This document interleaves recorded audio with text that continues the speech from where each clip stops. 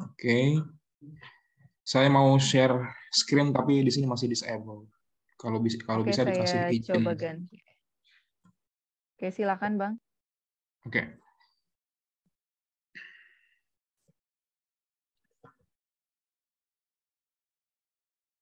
Sudah terlihat ya di sini. Oke. Sudah Bang. bisa dilihat? Oke. Oke, baik.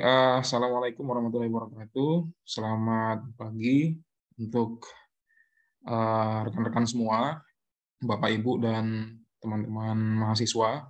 Perkenalkan, nama saya Helta Anggia. Saya pada saat ini menempuh tahun ketiga dari program doktoral, yaitu di University of Szeged di Hungari. Mungkin bagi teman-teman yang masih belum tahu Hungari itu di mana, Hungari itu berada di Eropa bagian tengah, ya, berbatasan dengan beberapa negara seperti Austria, Ceko, Rumania, Serbia, dan lain sebagainya. Oke, pada kesempatan kali ini saya diminta untuk memperkenalkan beberapa aplikasi pendukung penulisan artikel ilmiah ataupun karya ilmiah. Ya. Namun sebelumnya saya mohon maaf, ini bukan berarti mengajari, juga bukan berarti merasa yang paling tahu. Pada kesempatan kali ini saya hanya mendemokan saja, berhubung juga waktu tidak terlalu banyak, gitu ya. Mungkin sebagian dari teman-teman dan Bapak Ibu sudah ada yang tahu aplikasi-aplikasi yang nantinya akan saya sampaikan. Mudah-mudahan apa yang saya sampaikan pada hari ini bisa bermanfaat untuk kita semua ya. Untuk itu saya bisa dihubungi di nomor WhatsApp yang ada di dalam PPT dan juga ke email yang sudah saya cantumkan. Oke, nah ini outline dari pemaparan saya hari ini. Ya, ini sebenarnya bukan panduan yang baku ya, tapi saya mencoba mengkompilasikan berbagai macam aplikasi-aplikasi ataupun software yang umumnya digunakan dan sesuai dengan pengalaman pribadi saya. Nah, patokannya itu mulai dari mencari sumber referensi, mengunduh referensi, menemukan novelty dari penelitian, kemudian merangkai ide tulisan, sampai menulis dan hingga menganalisa data baik secara kuantitatif ataupun secara kualitatif. Ya, pada dasarnya background disiplin ilmu kita hampir mirip ya. Kalau saya di sini mendalami kajian di bidang pendidikan, mungkin kalau teman-teman di sana di bidang pemerintahan, ya intinya adalah sama-sama social science, sehingga mungkin pendekatan dalam penelitian ataupun penulisan karya ilmiahnya bisa dikatakan hampir mirip. Gitu ya. Nah, sekarang kita langsung mulai aja. Nanti di dalam presentasi ini saya akan berganti-ganti mulai dari PPT kemudian langsung ke page yang sudah saya sediakan. Jadi nanti mohon maaf kalau agak sedikit repot ya. Nah, ini untuk mencari sumber referensi. Yang saya tampilkan di slide ini hanya sebagian saja. Tentunya banyak sekali repositori, jurnal ataupun artikel yang bisa teman-teman sekalian unduh ya. Tapi kalau kebiasaan mahasiswa, terutama di sini, di wilayah Eropa, mereka pasti menggunakan 4 website yang saya tampilkan ini, yaitu Google Scholar, itu sudah pasti, kemudian sciencedirect.com, scopus.com, dan SecPub ya. Nah, tapi lagi-lagi repositori ini tergantung bidang keilmuan teman-teman, bidang keilmuan yang dimiliki oleh masing-masing orang ya. Tapi kalau kita untuk bagian social science ya rata-rata ini yang digunakan. Ya. Nah, langsung saja untuk mencari sumber referensi mungkin sebagian kawan-kawan sudah ada yang tahu. Kalau misalnya saya langsung sharing ke page-nya, sebentar ya.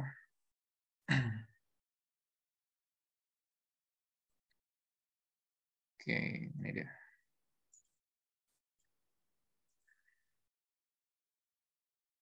Ya, ini. Ya. Nah, ini jadi 4 website pertama yang akan saya sampaikan ini adalah repositori jurnal. Yang jelas, ketika teman-teman sudah membuka website ini, saya awali dengan Google Scholar, di bagian search engine-nya kita cukup menuliskan kata kunci yang akan kita cari, misalnya. Jadi, saya kurang paham kata kunci di bagian ilmu kepemerintahan seperti apa, tapi minimal saya beri contoh di bidang keilmuan saya. Misalnya kalau saya mengetik kata-kata tentang reading, ya, reading skill, misalnya skill membaca di dalam pendidikan, saya klik, nah maka di sini akan muncul beberapa artikel-artikel yang membahas tentang bagian reading, ya.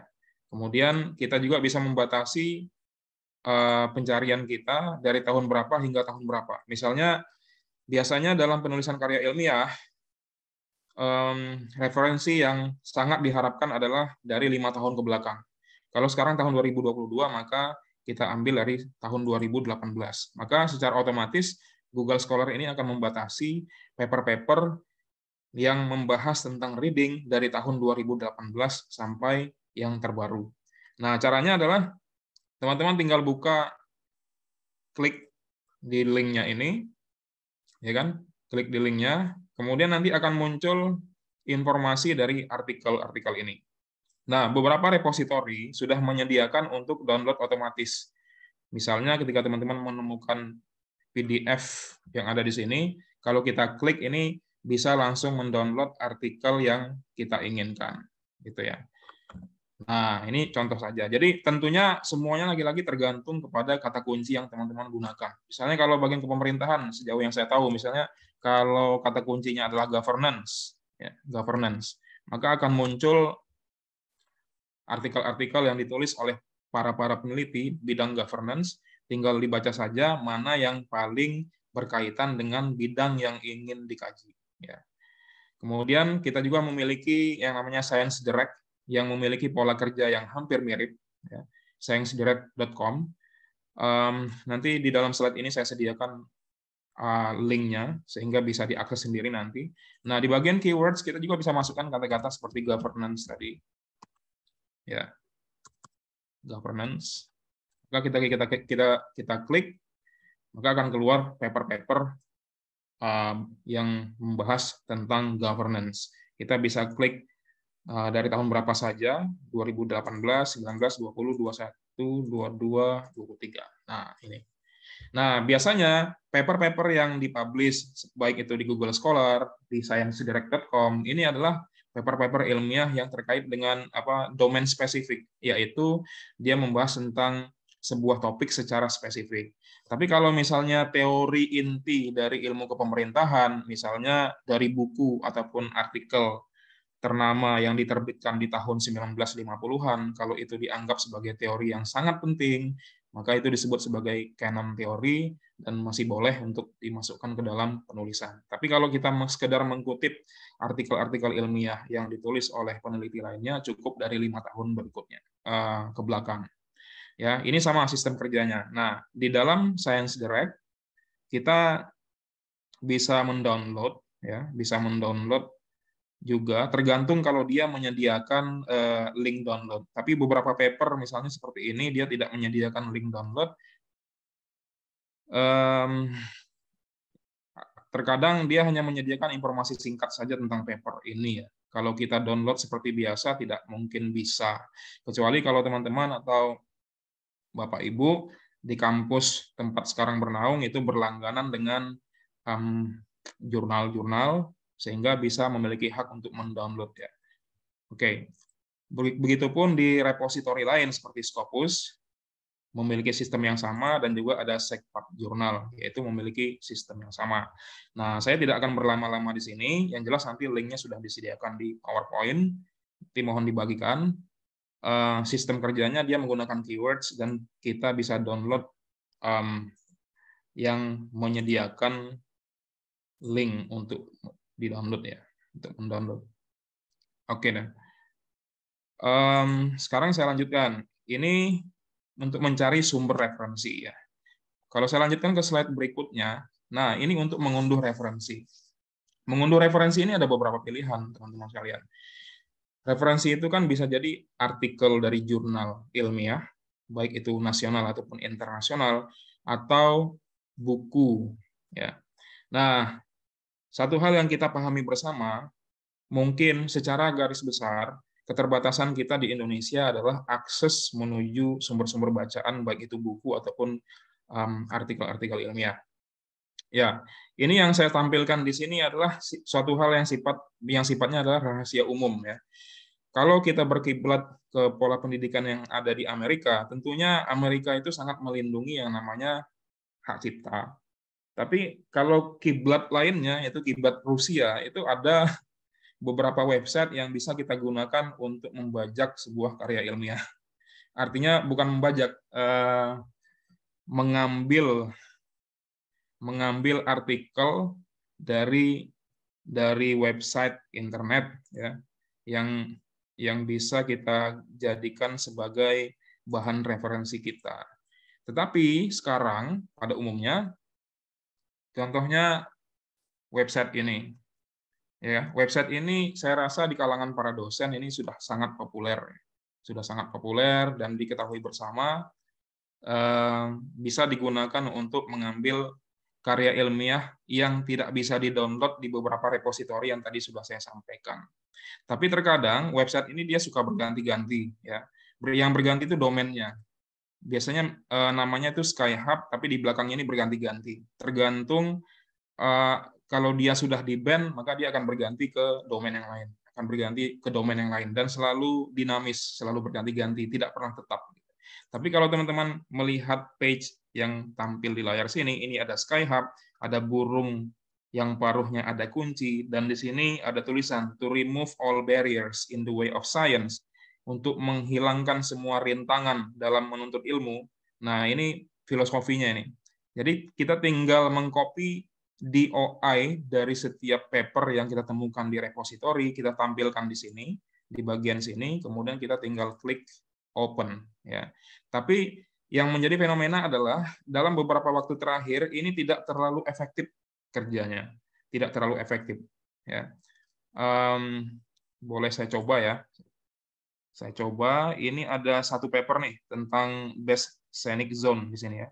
Saya ambil DOI. DOI itu adalah Digital Object Identifier. Nah, di setiap karya ilmiah itu selalu ada namanya DOI. Ya, DOI. Kemudian kita pindahkan ke sini, kita copy paste, kemudian di open. Tapi lagi-lagi saya sampaikan, ini tidak menjamin keberhasilannya karena dalam beberapa bulan terakhir tingkat kegagalannya tinggi. Tingkat kegagalannya tinggi. Ya kan?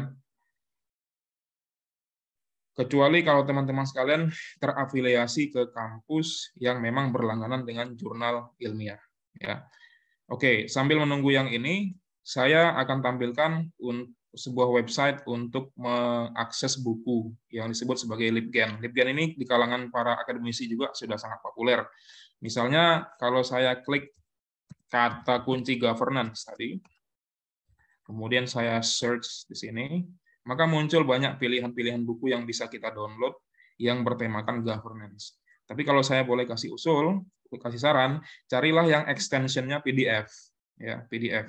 Karena PDF ini dia otomatis bisa langsung terdownload dan tersimpan di dalam device kita masing-masing. Caranya adalah kita klik di title yang berwarna biru, kemudian akan mengarahkan kita ke page berikutnya, dan ini di bagian kiri terlihat cover dari bukunya. Kemudian kita klik lagi title-nya yang berwarna biru di sini. Lalu di bagian atas ini ada berwarna biru bertulisan get. Kita klik lagi, ya. Maka secara otomatis di laptop saya akan terdownload sebuah buku, ya, sebuah buku, dan sudah selesai. Nah, bukunya sudah kita dapatkan sebanyak 331 halaman yang berkaitan dengan governance dan sudah otomatis tersimpan di dalam laptop kita masing-masing. Oke ya. Nah, selain tadi ada Skyhub, ini tidak berhasil, nggak berhasil. Selain ada Skyhub dan LibGen, kita juga bisa mendapatkan buku secara gratis di PDF Drive dengan memasukkan keyword sama, kemudian dengan proses yang sama juga, ya. Dan silahkan dipilih mana buku yang paling relevan dengan topik penelitiannya. Tentunya kita tidak harus membaca semua buku ya, cukup membaca mungkin sinopsisnya saja, atau kalau artikel itu kita membaca abstraknya saja. Kalau berkaitan bisa kita gunakan. Oke. Nah, sekarang saya berpindah lagi ke PPT. Saya agak cepat saja karena waktu yang tidak terlalu banyak, ya. Mudah-mudahan bisa ditangkap dengan baik ya. Nah, tadi kita sudah membahas dua hal ya, yaitu mencari Maaf, Bang. sumber. Ya, Itu ada yang hitam-hitam di tengah-tengahnya.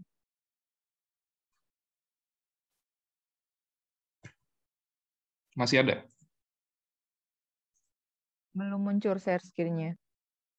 Oke, yang hitamnya masih ada. Sekarang nggak ada. Nggak ada.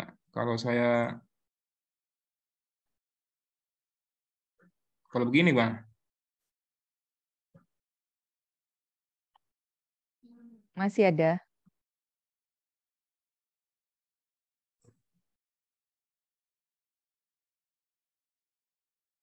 Ya, ini udah dia agak ke samping. Kalau sampingnya. Oke, Iya. bentar ya. Bentar. Oke. Tadi kita sudah membahas tentang mencari sumber referensi, mengunduh referensi, ya. Ini masih sangat umum sekali. Sudah banyak sih orang yang tahu tentang hal ini ya. Belum ada yang spesial. Nah, sekarang kalau untuk menemukan novelty. Nah, tadi kata Ibu Selvi, teman-teman semua sudah pernah membahas yang namanya Force Viewer. Sudah ya, Bu Selvi ya? Sudah dikenalkan. Sudah dikenalkan Tapi ya? mungkin Oke, belum berarti mendalam ya. ya, Force Viewer ya. Mungkin belum dalam ya. Oke, untuk menemukan novelty di sini kita bisa menggunakan ya Force Viewer dan contoh lainnya adalah connectedpapers.com. Mungkin di kesempatan kali ini kita bahas sedikit tentang connectedpapers.com. Oke, ntar.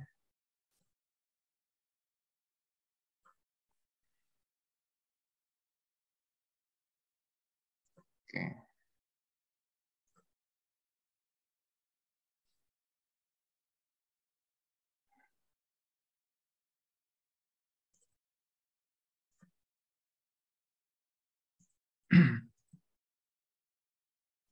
Saya coba share screen dulu.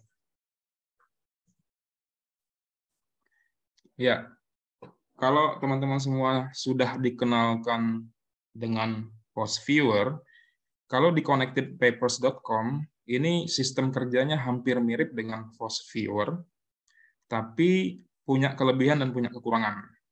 Kalau Post Viewer itu punya kelebihan sangat membantu kita untuk menentukan topik mana yang terhangat namun belum banyak dibahas.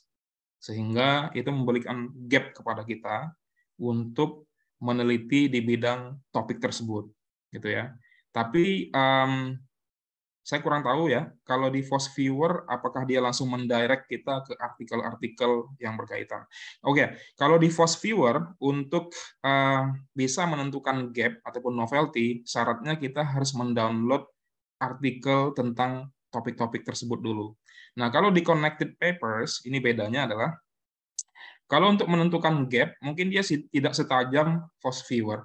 Tapi Connected Papers punya kelebihan mendirect kita ke artikel yang ingin kita cari. Sistemnya hampir sama seperti repository tadi. Kalau kita masukkan kata kunci, saya menggunakan kata kunci yang sama ya, yang saya tahu tentang kepemerintahan misalnya. Nah, kata kunci tentang governance, ketika saya klik di sini, maka dia akan membangun graph. Ya, kita tunggu. Dia akan membangun sebuah grafik yang terdiri dari bentuk bulat-bulat, sama seperti yang di Force Viewer. Tapi di grafik ini kita bisa melihat grafik manakah yang paling banyak disitasi oleh tulisan lain. Gitu ya. Nah, tulisan manakah yang paling banyak disitasi oleh tulisan lainnya? Nah, kalau bisa dilihat di sini, di screen, maka terlihat bulatan-bulatan ada yang besar, ada yang menengah, ada yang kecil. Nah, kalau ini, connectedpapers.com ini, dia sistem kerjanya berdasarkan jumlah sitasi.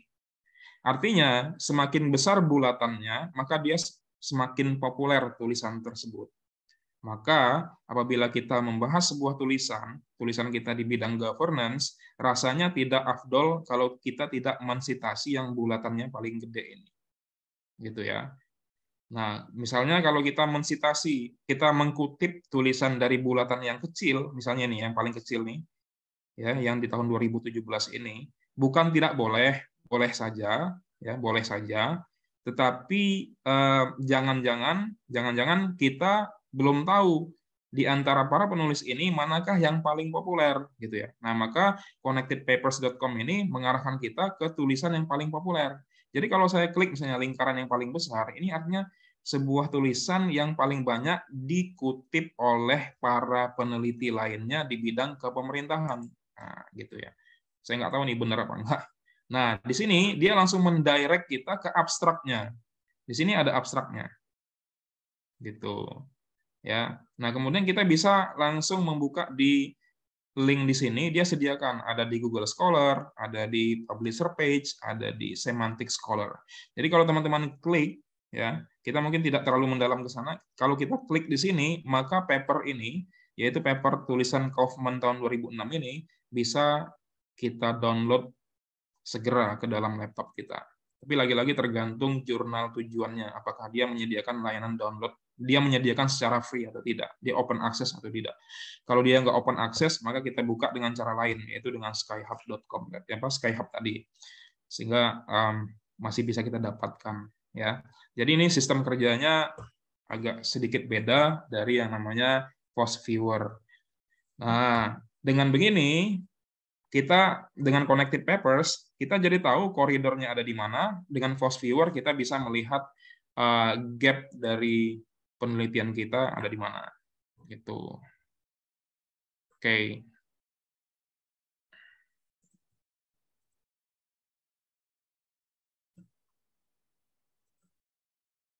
Ya. Langsung kita lanjut. Kalau untuk merangkai tulisan, ada yang namanya mind map. Ya. Mind map itu sejenis kayak jaring-jaring yang kita bisa buat untuk menunjukkan apa namanya ide-ide dari pikiran kita yang ingin kita tuliskan, tapi sebelum ide tersebut hilang, kita bisa masukkan ke dalam peta pikiran, yaitu mind map. Saya nggak tahu kalau waktunya masih cukup, tapi untuk saat ini mungkin kita skip saja dulu. Kalau nanti waktunya masih ada, nanti bisa kita lanjutkan di sesi tanya-jawab. Kemudian untuk menulis, nah ini bagian yang paling penting, yang ingin saya share.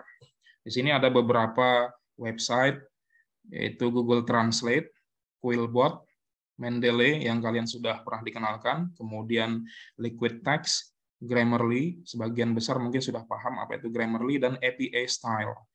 Nah, kalau di ilmu pemerintahan, karena ini social science, saya rasa dalam karya-karya ilmiah yang ditulis, dia mengacu kepada APA Style, atau mungkin kalau ada yang lain ya.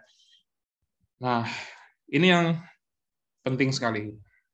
Nah, sekarang saya share lagi. Oke.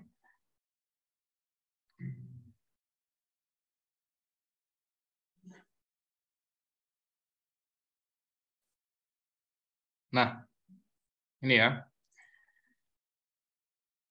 Karya ilmiah, yang namanya karya ilmiah, dan ingin dipublikasikan di jurnal, baik itu jurnal nasional ataupun internasional, yang paling laku tentunya adalah sebuah karya ilmiah yang bertulisan bahasa Inggris. Kita sebagai orang Indonesia, kita bukan penutur bahasa Inggris. Tentunya kita punya keterbatasan dalam bahasa Inggris. Ya kan? Meskipun kita pernah belajar bahasa Inggris, di dalam bahasa tulisan tentunya tidak sesimpel bahasa yang ucapan. Gitu. Orang yang kuliah jurusan bahasa Inggris sekalipun ketika menulis tentu membutuhkan editing yang berulang-ulang sehingga tulisannya bisa layak untuk publish. Nah, bagi kita yang modal bahasa Inggrisnya masih kurang atau mungkin di bawah rata-rata, saya sarankan gunakanlah Google Translate terlebih dahulu. Tapi ingat, ini bukan sebuah website yang dijadikan andalan, tapi hanya website permulaan saja. Karena pada akhirnya tentunya semua yang kita tulis harus diedit dan kalau bisa kita konsultasikan ke orang yang bahasa Inggrisnya lebih baik dari kita. Tidak apa-apa, kita mulai dari bahasa Indonesia dulu, ya. Karena Google Translate ini adalah sebuah website yang semakin hari semakin cerdas. Saya pernah bandingkan kualitas Google Translate zaman sekarang dengan 10 tahun yang lalu, sudah sangat jauh berbeda. Zaman sekarang ini Google Translate-nya sudah semakin canggih dan mungkin sudah 70% mendekati kemampuan manusia. Jadi bagi saya, tidak ada salahnya kalau kita mulai dengan Google Translate. Ketika misalnya menulis pendahuluan dalam penelitian kita atau artikel ilmiah yang kita buat, kita bisa tuliskan di Google Translate dan langsung kita ambil bahasa Inggrisnya untuk menuju ke tahapan editan berikutnya. Gitu ya. Kemudian aplikasi lain yang ingin saya kenalkan adalah Quillbot. Ya, Quillbot ini bisa dikatakan sudah lebih canggih lagi ya. Quillbot ini dia memiliki beberapa fungsi. Fungsinya adalah dia yang pertama yang paling penting memparaphrase atau mengganti tulisan bahasa Inggris kita dengan pilihan bahasa yang lebih baik. Nah, di sini ada beberapa fiturnya, yaitu berdasarkan kategori kelancarannya, tingkat keformalannya, tingkat kesederhanaannya, atau tulisan yang lebih kreatif, atau tulisan yang lebih meluas lagi.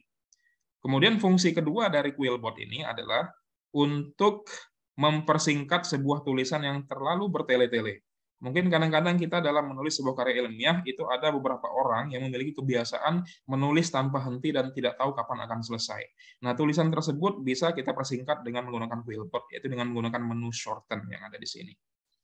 Gitu ya. Dan Quillbot juga memiliki fungsi yang lain, yaitu fungsi untuk summary. Misalnya ada sebuah karya ilmiah yang teman-teman baca, terdiri dari 30 halaman, dan tidak punya cukup waktu untuk membacanya. 30 halaman tersebut bisa kita persingkat menjadi katakanlah 10 halaman. Nah, di sini saya kasih contoh. Misal, kalau saya ambil sebuah abstrak dari sini ya. Saya ambil, anggaplah ini tulisan kita ya. Anggap ini tulisan kita. Kemudian saya masukkan ke dalam Quillbot. Gitu. Nah, karena kita konteksnya adalah di di sebuah penulisan karya ilmiah, kita bisa menggunakan fitur formal, ya kan? Nah, maka di dialog box bagian kanan secara otomatis Quillbot ini mengganti kata-kata yang ada di sini dengan cara yang berbeda gitu. Nah, kelebihannya bagi kita sebagai orang yang bukan penutur bahasa Inggris, Quillbot ini memberikan pilihan yang lebih menarik daripada tulisan kita itu sendiri. Tapi lagi-lagi kita tidak bisa bergantung kepada yang namanya mesin ataupun AI seperti ini ya. Yang menjadi patokan akhirnya tetap kita sebagai manusianya sendiri. Ada yang bertanya, apakah Quillbot ini harus berlangganan? Ya, harus berlangganan. Kalau Quillbot yang saya punya ini yang premium, saya beli sendiri dengan harga sekitar Rp800.000 untuk 1 tahun langganan. Tapi kalau di Indonesia itu punya solusi, kita bisa beli di Shopee. Ya, itu rahasia umum ya, rahasia umum yang nggak boleh disampaikan kepada siapa-siapa ya. Ini hanya rahasia kita aja. Kalau di Shopee, Quillbot ini bisa berlangganan dengan harga sekitar ya bervariasi. Ada yang Rp60.000, ada yang Rp20.000. Masih tergantung kelihayan dan ketangkasan kita masing-masing dalam menemukan provider yang tepat ya. Tapi memang yang namanya versi murah tentu ada kelemahan-kelemahan ya. Kelemahannya adalah tiba-tiba passwordnya berganti. Ya, passwordnya berganti dan kita harus bertanya lagi. Tapi kalau misalnya kita beli secara premium yang bayar mahal, tentunya kesalahan-kesalahan masalah-masalah teknis tersebut tidak akan terjadi ya, tidak akan terjadi. Nah, langsung saya contohkan. Tulisan ini kira-kira berisi 100 kata. Kita ingin persingkat, teman-teman semua. Kita langsung aja klik shorten di bagian sini. Maka yang tadinya ada 106 kata, sekarang tinggal 73 kata. Artinya dia secara maksimal sudah mempersingkat tanpa banyak mengurangi makna dari tulisan ini sendiri. Nah, jadi secara garis besar, tadi kita sudah mulai dari Google Translate, dari bahasa Indonesia dulu, diterjemahkan ke bahasa Inggris, ya kan? Nah, lalu kita bisa menggunakan Grammarly. Nah, kalau Grammarly saya tidak bisa tampilkan di sini karena saya memang kebetulan nggak berlangganan ya. Kalau Grammarly itu kalau kita sudah berlangganan, maka secara otomatis ke dokumen yang sedang kita ketik, dia akan ikut mengakses dan mencoba memberikan usulan ke kita untuk memperbaiki grammarnya. Grammarnya itu seperti tata kalimat bahasa Inggris yang kita tulis. Jadi dari Google Translate kita saring ke Grammarly, nah setelah itu kita masukkan ke Quillbot. Nah, ini insya Allah bagi orang yang tidak punya kemampuan bahasa Inggris, setelah melalui proses sampai ke Quillbot, itu tingkat kebenaran dari tulisannya sudah paling tidak sudah mencapai 70%. Ya, paling tidak sudah mencapai 70% dan bisa mungkin sudah bisa layak publish ya. Tentunya nanti oleh reviewer jurnal akan dikoreksi juga gitu ya. Nah, oke ya. Oke.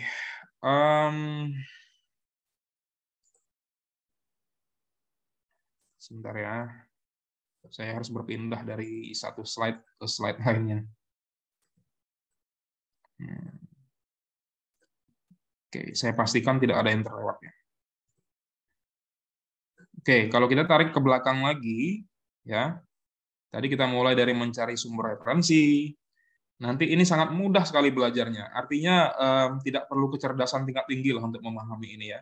Nanti Bu Selvi silakan di-share linknya. Nanti teman-teman kita, terutama mahasiswa, bisa coba akses. Kemudian mengunduh referensinya. Ini juga yang saya tampilkan tadi hanya memperkenalkan saja, tidak bisa secara mendalam, mohon maaf.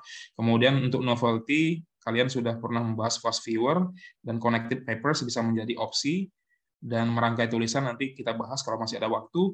Kemudian untuk menulis, kita mulai dari Google Translate ke Grammarly, kemudian ke Quillbot, Mendeley.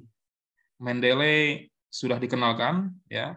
Ada Zotero, ada Mendeley. Nah, ini liquid text ya. Liquid text dan APA style. Grammarly tadi sudah kita bahas sedikit.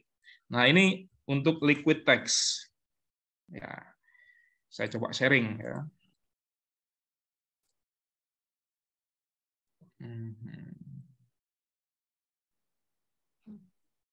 Habis mati lampu sebentar ini.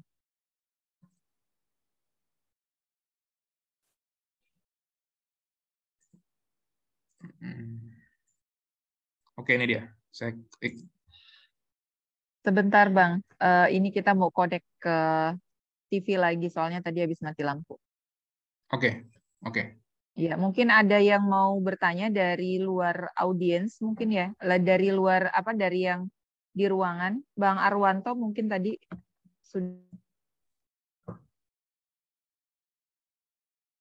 sudah dijawab tadi Ibu Selvi.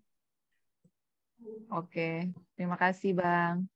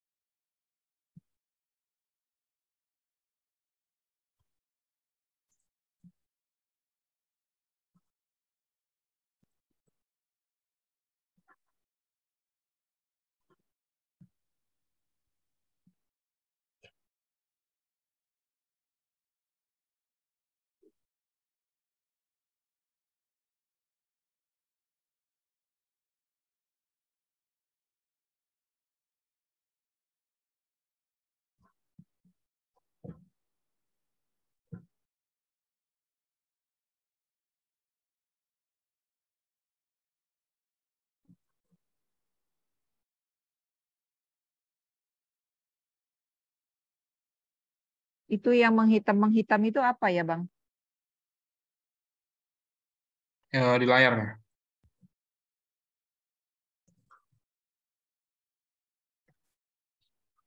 Sekarang di layar terlihat nggak? Terlihat. Untuk yang bacaannya itu terlihat. Terlihat ya. Iya. Ini ada yang menghitam di sini ya. Iya, betul. Apa ya itu, Bang? Itu nggak lagi tuh, udah diklik. Ada nggak lagi? Oke. Hmm.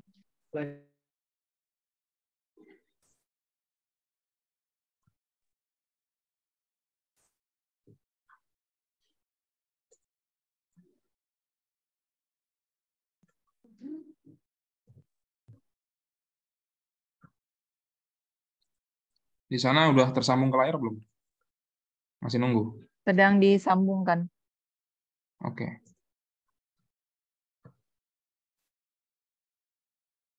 Bisa ditampilin aja langsung ininya, share screen-nya.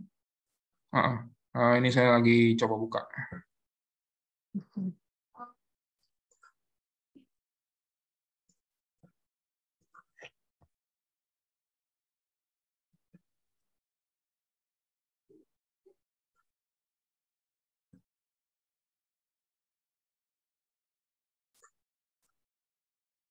Oke, sudah Bang.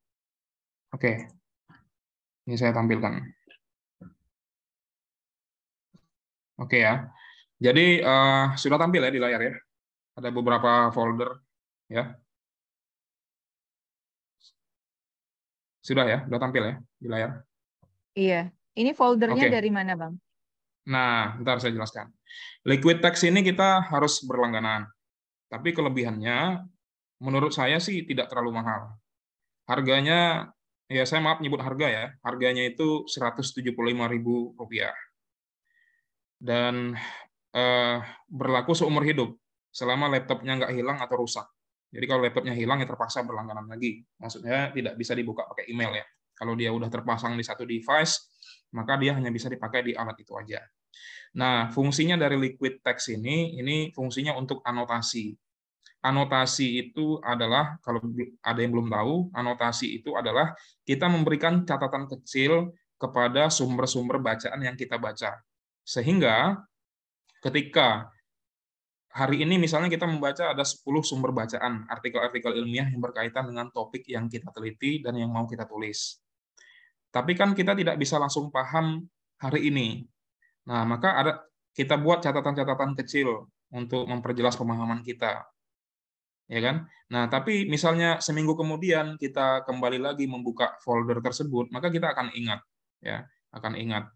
Nah, ini folder-folder yang ada di sini, ini kita kumpulkan sendiri. Folder ini ada banyak di sini, ini adalah bahan-bahan bacaan yang punya saya pribadi, yang saya baca, yang mana di dalam setiap folder ini ada beberapa artikel-artikel yang berkaitan dengan penelitian saya. Nah, saya kasih contoh misalnya, di sini saya buka folder yang berisi tulisan-tulisan ilmiah yang berkaitan dengan sebuah topik gitu ya. Kalau di sini misalnya topiknya adalah topik, oh saya nggak bisa share screen ini, di stop. Coba diminta lagi Bu Selfie, diberi hak untuk membagikan video, bisa nggak?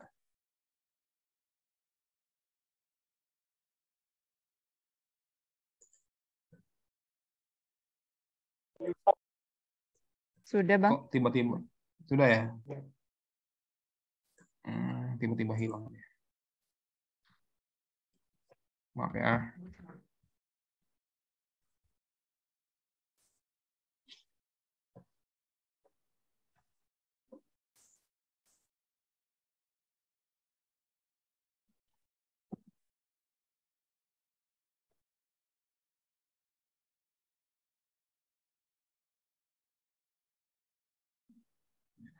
Jadi liquid text itu terdiri dari dua kata, liquid dan text. Liquid itu cair, teks itu ya teks tulisan. Nah, kalau dilihat di sini, ya dilihat di sini, ini adalah paper yang saya jadikan sebagai rujukan atau buku lah yang saya jadikan sebagai rujukan. Lalu di bagian kanan, mudah-mudahan terlihat ya, terlihat nggak Bu Selvi? Terlihat ya? Terlihat Bang. Di bagian kanan ini ada sebuah box yang merupakan corner kita sendiri. Nah, box ini bisa kita buat sendiri, ya, kita buat sendiri. Kita di sini ada fiturnya ya. Kalau kita klik yang AB ini, maka kita bisa membuat box warna putih ini. Nah, fungsinya box ini adalah untuk menjadi tempat kita mencatat bagian-bagian penting dari buku yang kita baca, ya. Mencatat bagian penting dari buku yang kita baca. Atau kalau teman-teman memiliki sebuah pertanyaan yang ingin dijawab dari membaca karya ilmiah, bisa ditulis di sini sebagai guideline. Misal, oke, ya singkat aja ya. Misal saya bicara tentang language belief, maka di sini saya klik. Misalnya ada bagian dari paragraf ini saya hubungkan ke sini ya. Nah, ke sini. Sehingga ketika paper ini berjalan, maka tanda panah itu tetap ada gitu. Suatu saat pas kita udah sampai di halaman kesekian, maka kita klik, maka dia akan kembali lagi ke tempat yang kita baca tadi. Dan ini kelebihannya bukan hanya di satu paper saja, tapi ada banyak paper. Ya, kita bisa gunakan liquid text ini untuk menganalisa banyak paper tentang sebuah topik yang sama. Lalu suatu saat ketika kita kembali lagi ke referensi-referensi ini, maka kita tinggal klik tanda panah catatan kaki kita, maka ingatan kita akan lebih cepat terbantu untuk kembali. Karena yang jelas tidak mungkin kita menghafal semuanya, tapi kita cukup untuk memahami saja. Nah, itulah fungsinya dari liquid text ya. Oke. Oke. Ya. Maka yang terakhir, menganalisa data menggunakan beberapa software ya. Di sini ada SPSS, Amos, JASP, Jamovi, dan KDE Miner. Saya berharap ada waktu lebih banyak lagi, tapi barusan sudah disampaikan waktunya sudah tidak banyak ya. Saya rasa mungkin tidak akan cukup kalau menjelaskan semuanya. Mungkin nanti kita bisa bahas di kesempatan berikutnya saja. Ya, ini yang jelas saya sampaikan secara singkat.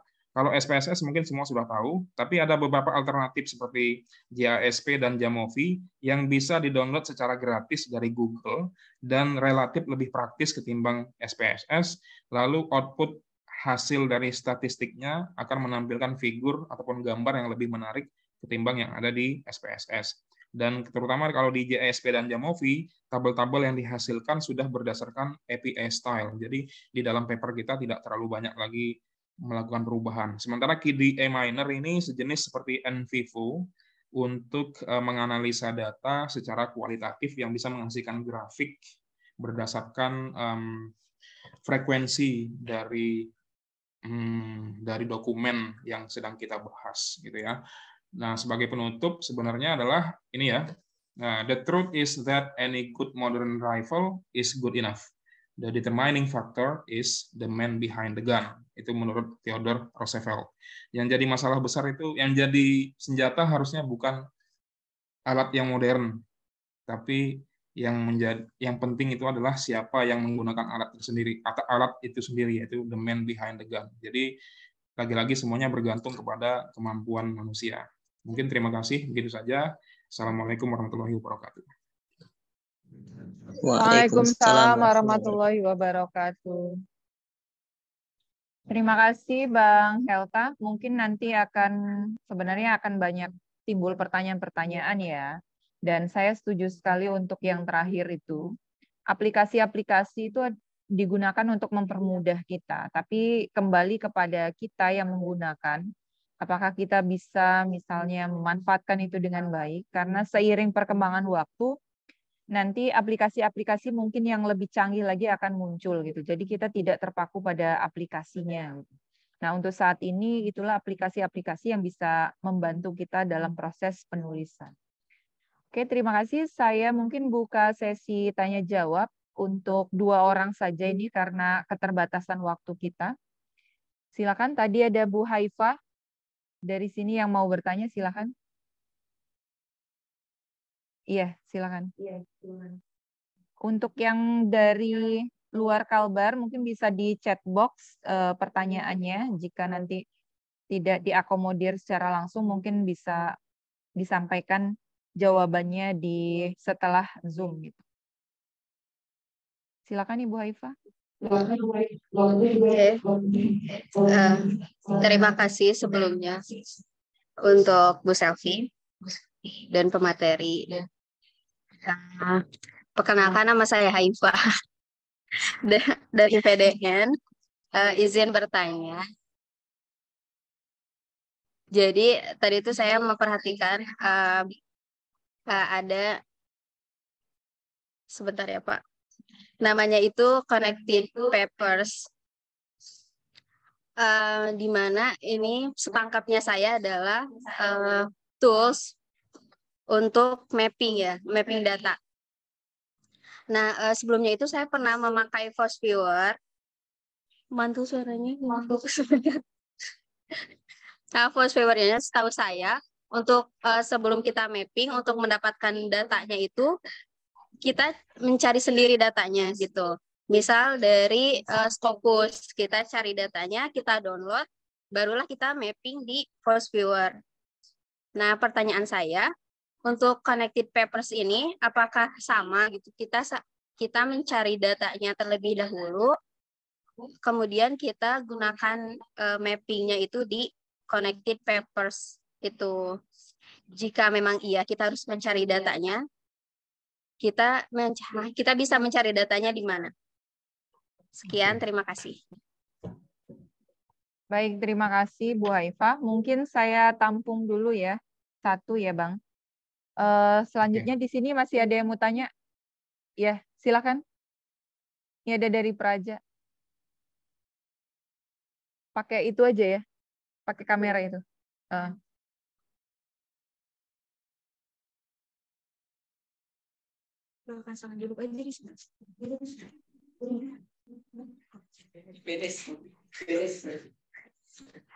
Izin Pak, izin memperkenalkan diri.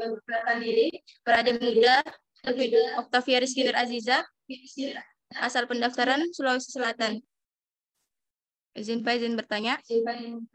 Dalam connected paper terdapat perbedaan warna. Maksud perbedaan warna tersebut itu bagaimana Pak? Izin Pak.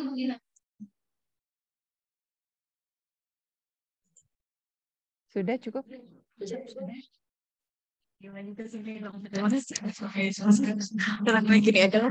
Baik, terima kasih. Oke. Mungkin dua itu saja dulu Bang terkait dengan connected papers. Ya, silahkan ditanggapi dulu.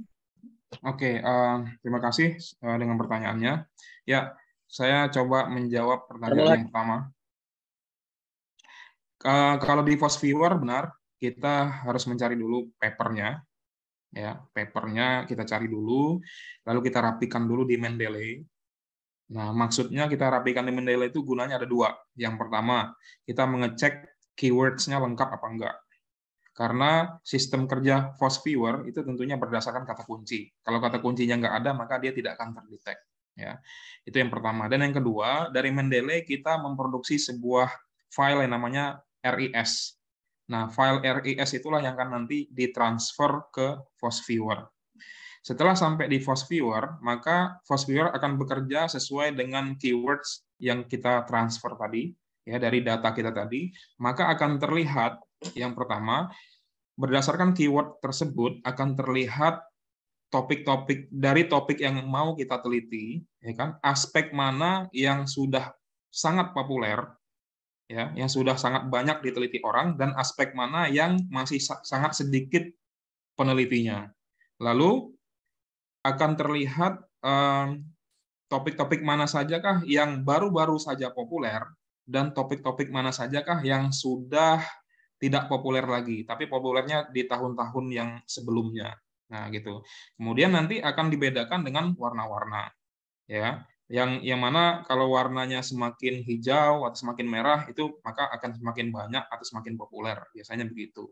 Nah, fungsinya dari Force Viewer tadi kita akan melihat ya berdasarkan pertimbangan-pertimbangan tadi, maka kita lihat nih topik yang terbaru yang secara tahun dia masih baru, tapi lingkarannya masih kecil, yang mana penelitinya masih kurang. Nah, disitulah kita bisa jadikan sebagai gap dari penelitian kita. Ya tentunya kita nggak bisa berpatokan hanya kepada mesin saja. Ya, tentunya kita bisa juga berpatokan terhadap mungkin pendapat-pendapat ilmiah dari para ahli ya, dari para ahli ataupun dosen ataupun orang yang lebih ahli dari kita tentunya. Tapi memang post viewer itu dia seperti itu. Nah, sekarang kita bandingkan dengan connected papers. Sistem kerja connected papers itu beda dari post viewer. Di dalam connected papers, kita tidak perlu mengumpulkan paper dulu. Kita cukup menuliskan kata kunci, maka nanti akan muncul bubble-bubble bulat tadi. Nah, fungsinya connected papers mungkin agak sedikit berbeda dari post viewer. Fungsinya connected papers itu untuk memberitahu kita penulis manakah yang paling populer di antara penulis lainnya. Artinya, penulis yang paling populer adalah penulis yang paling banyak dikutip oleh penulis lainnya. Ya, penulis yang paling banyak dikutip, sehingga akan sedikit merasa berdosa kalau kita menulis tentang sebuah topik, tapi kita melewatkan si penulis populer tadi, kita tidak mengutip dia, gitu loh. Padahal dia paling banyak membahas tentang topik yang sedang kita teliti. Nah, jadi fungsinya dari connected papers ini juga untuk memastikan bahwa kita itu berada di koridor yang benar. Jangan-jangan topik yang kita teliti dan kita ingin pelajari itu adalah topik yang berdasarkan asumsi kita sendiri, tidak berdasarkan karya-karya ilmiah yang sudah diterbitkan sebelumnya. Nah, jadi fungsinya connected papers itu untuk memastikan kita tetap berada di dalam koridor. Tapi fungsinya post viewer itu untuk membantu kita untuk menemukan novelty ataupun kebaruan dari penelitian kita tadi. Pertanyaan yang kedua, kalau di connected papers itu tidak dibedakan berdasarkan warna, tapi dibedakan berdasarkan besar atau kecilnya bulatan-bulatan tadi. Semakin besar bulatannya, semakin banyak dikutip oleh peneliti lain. Semakin kecil bulatannya, maka semakin sedikit dia dikutip oleh peneliti lain. Saya pernah mencari topik tulisan tentang tulisan saya sendiri yang sudah terpublish, ya kan? Karena memang tergolong masih baru. Ketika saya cari di connected papers, dia ada, tapi bulatannya kecil sekali, kecil bulatan semut, karena belum pernah dikutip oleh orang lain. Nah, gitu ya. Jadi mudah-mudahan bisa menjawab. Bagaimana apabila menggunakan lebih dari satu kata kunci? Boleh, Pak, silahkan. Oh ya, ketika menggunakan lebih dari satu kata kunci, maka dia akan muncul connected papers secara otomatis akan membangun graf. Ya, tapi lagi-lagi saya ingatkan harus hati-hati dalam menentukan kata kunci. Terus connected papers setelah dia membangun graf untuk kita sehingga kita mengetahui kita berada di koridor yang benar atau tidak. Ketika kita klik bulatan yang relatif lebih besar, maka connected papers akan mengarahkan kita kepada sumber tulisan tersebut. Tapi ketika kita sudah menuju ke sumber tulisan, pilihannya ada dua. Sumber tersebut bisa kita download atau tidak. Kalau yang open access tentu bisa kita download. Tapi kalau yang tidak open access, kita bisa buka dengan website-website rahasia yang tadi sudah disampaikan sebelumnya. Saya rasa dosen-dosen di IPDN sudah banyak yang tahu tentang itu. Gitu. Nah, mungkin itu ya. Terima kasih Bu Selvi. Oke, baik. Terima kasih Bang. Ini sharing ilmunya sangat bermanfaat sekali. Nanti ada PPT yang sudah beberapa saya share ya. Mungkin di sini juga belum bisa ya. Nanti saya wapri yang hadir-hadir di sini juga. Mungkin itu saja pertemuan kita pada hari ini, karena di sini juga sudah mau jelang sholat Jumat dan praja-praja juga pada mau sholat Jumat.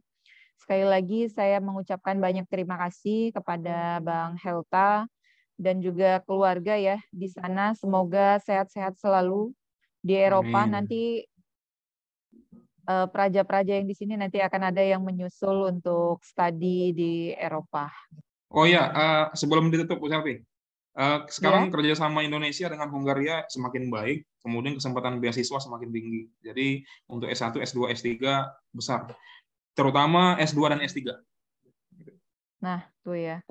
Terbuka peluang untuk adik-adik semuanya, untuk saya dan juga rekan-rekan dosen yang lainnya juga mungkin akan ikut Bang Helta di sana. Oke, sekali lagi terima kasih Bang Helta, sukses selalu. Terima kasih juga untuk Bang Arwanto nih yang ada hadir menyimak di sini. Mungkin nanti akan ada sesi selanjutnya ya Bang ya. Insya Allah. Oke. Siap. Oke, terima kasih Terima kasih Pak semuanya Helta. dan Ya, sama-sama Pak. Ya, terima kasih. Saya akhiri. Assalamualaikum. Wassalamualaikum warahmatullahi wabarakatuh. Waalaikumsalam warahmatullahi wabarakatuh.